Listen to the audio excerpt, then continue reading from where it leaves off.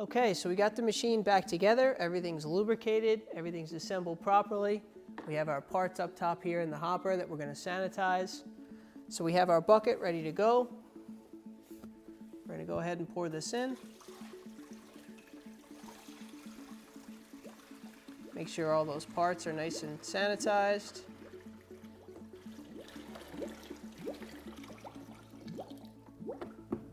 Okay. There's our bubbling that we heard before. Sanitizer going down into the cylinder. Now I have a clean towel. Once that level starts to go down, I'll take the mixed feed tube, I'll take the float sensor, and I'll put it back onto the post. We'll put our bucket back underneath the head. Bubbling stopped, so we're going to turn the machine to clean. Let this run for a couple minutes. While it's doing its thing, we can go ahead and take our parts.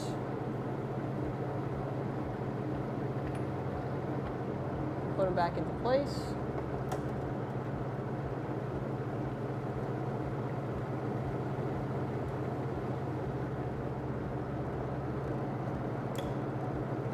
Okay, now this is all sanitized, so I can go ahead and wipe down the rest of the walls. If there's anything that I missed.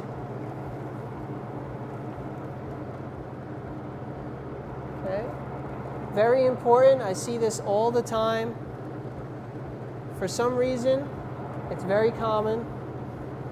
Now, I'm in a sanitary environment right here. Along the edges here is not clean.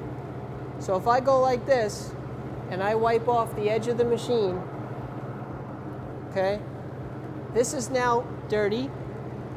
If I go back into here, I've just contaminated my whole hopper. Okay, so very important. If I'm now going to take this towel and use it on the outside, this stays on the outside, it doesn't go back into the hopper. Okay, now that we've let that run at least 5 minutes, we're going to go ahead and shut it off. And we're going to drain the product out. Very simple, just like we did before. So we've rinsed the machine, we've flushed the machine, we've cleaned all the parts, we've lubricated everything, we've put it back together, we've done our sanitizer rinse. So now the next step, we're going to prime the machine, we're going to get it ready for the day. So we're going to grab our mix, and we're going to use the mix to push out the sanitizer that's still in the machine. This is very, very important.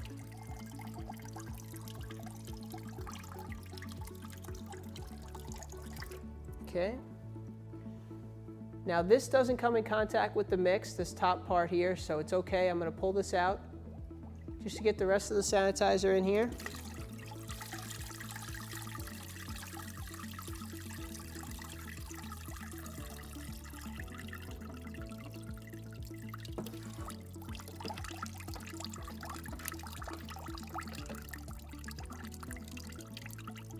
Okay. Now we're going to put this back in, push all the way down, and we're going to close it. Okay, we're going to close the mixed feed tube. This is what we do at night when we go home, and when we come in the morning we open it, right? But when we go to fill the machine to start the day, we're going to keep it closed. We're going to take our paper towels, okay, and we're going to dry the hopper out.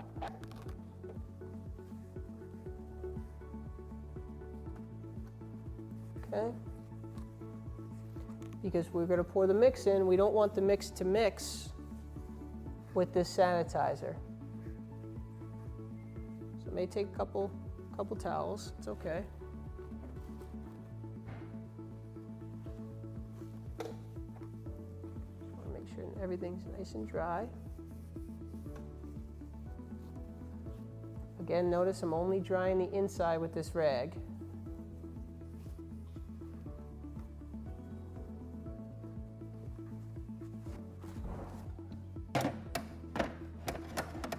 Okay, we have our bucket.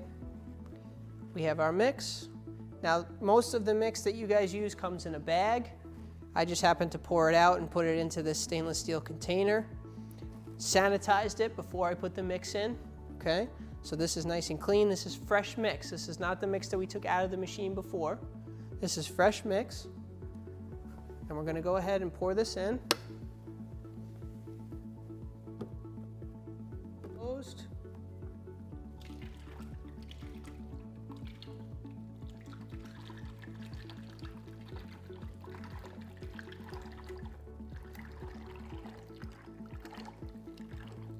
It's okay if there's some bubbles.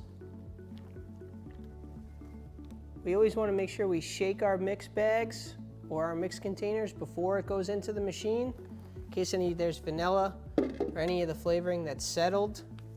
Okay, of course with that shaking, you'll see some bubbles like we have here. Now, very important, we have our mix in the machine. We want to set ourselves up for success for the rest of the day and not have any headaches in the middle of the day by freezing up the machine. Now, how could that happen? If we don't get all the mix out and we leave some sanitizer in there and we turn it to auto and it starts to freeze, the sanitizer is going to lock up the beater shaft and everything in here is going to be a big ball of ice because the water freezes at a different temperature than the mix. So we got to get all the water out using the mix to help push that out. And again, fresh mix here. When this fresh mix runs low and our add mix light comes on, we could introduce that rerun, which we took out from earlier, or we'd introduce fresh mix if we pitched that rerun already. Okay?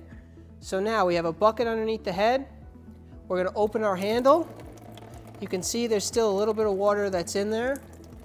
And we're going to pull this straight up and out. Okay? Just like we're draining the bathtub at home. And what we're going to look for is the mix coming out. It's going to be a little cloudy. It's pushing the sanitizer out. Then it's going to be a steady stream of mix. It's going to be nice and clear looking. And we'll know that that's pure mix, okay? So handle open. Here comes the mix, okay? It's nice and quiet. It's not making any splashing sounds. We know that that's pure mix. So we're gonna go ahead and close the handle and let the machine fill. Same thing as we saw before with the bubbling, okay?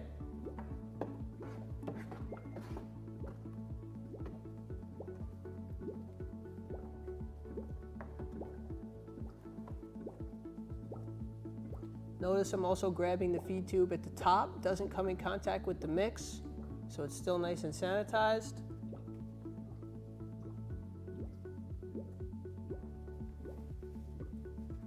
Very important that we don't turn the machine to auto and start to freeze it down until we have a full cylinder of mix. So we got to wait for that bubbling to stop.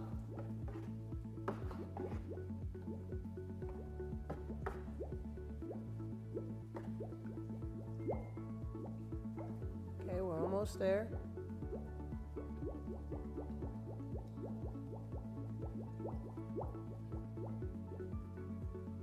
Bubbling stopped. We know the cylinder is full.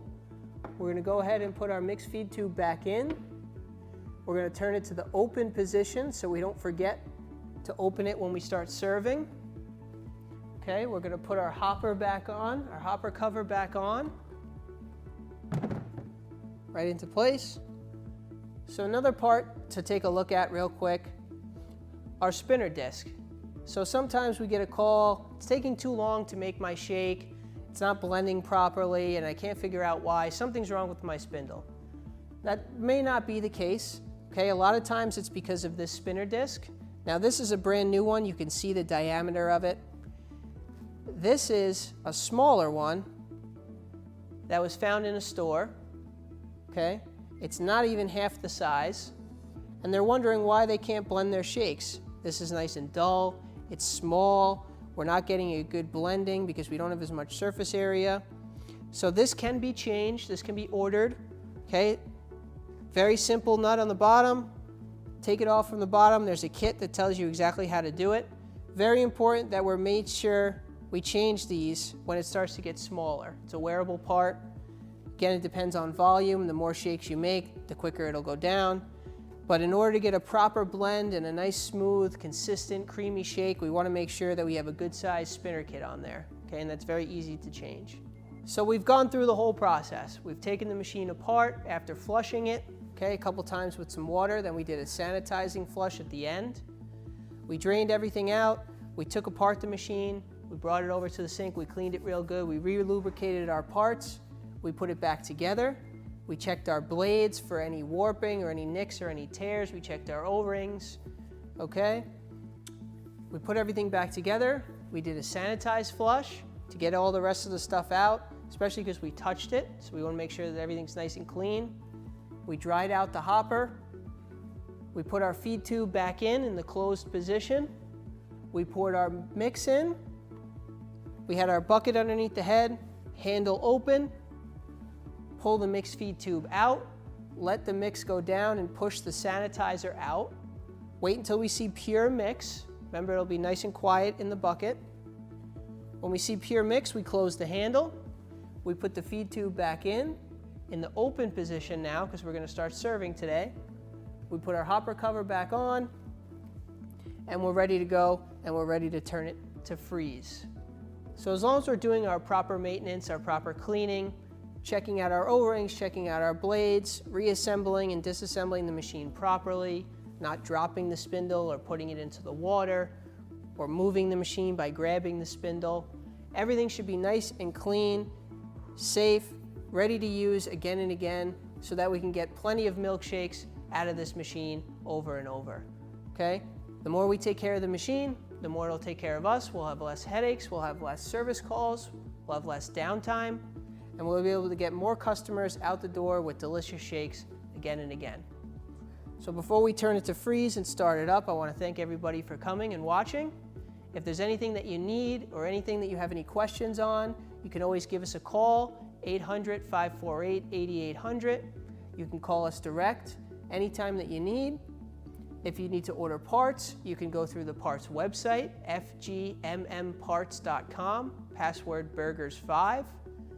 Everything is listed on there that you may need. That'll come directly to us. We'll work with our local distributor team to make sure that you get the parts that you need. Okay, so we're going to go ahead and turn it to freeze. Again, I want to thank you very much for joining us for this series. Any questions that you have, give us a call, and we look forward to having some milkshakes.